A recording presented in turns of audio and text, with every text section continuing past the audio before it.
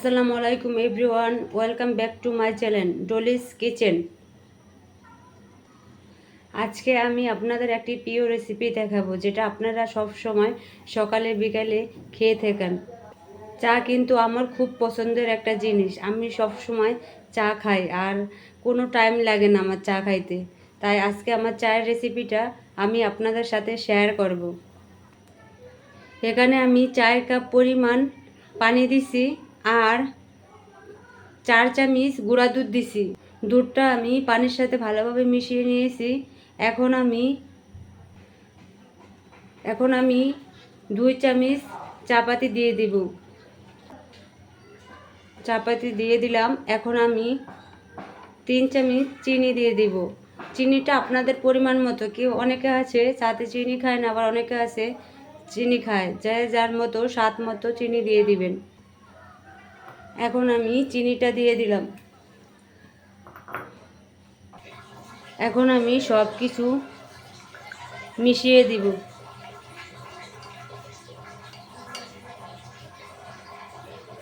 সব কিছু আমার মিশানো হয়ে গেছে। এখন আমি একবারে চুলায় বসিয়ে দিব।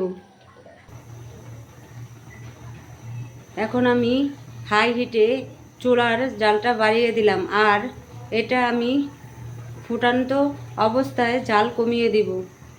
এখন আমি এটাকে 2 মিনিট ভালোভাবে ফুটিয়ে নিব। দেখুন আমার চাটা উতলে গেছে।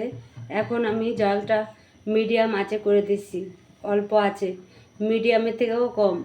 এখন আমি আস্তে আস্তে এই চাটাকে 3 থেকে 4 মিনিট রান্না করে নেব অল্প আছে।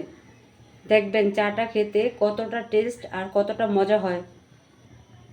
দেখো আমি চাটা আবারও নেড়ে চেড়ে দেব, আর দেখো আমার চাটা কতটা সুন্দর হয়েছে কালার। এখন আমি এই 2টা এলাচ দিয়ে দিব। আমি এলাচটা একটু ফাটিয়ে নিয়েছি। এখন আমি আটটু নেড়ে চেড়ে দেব।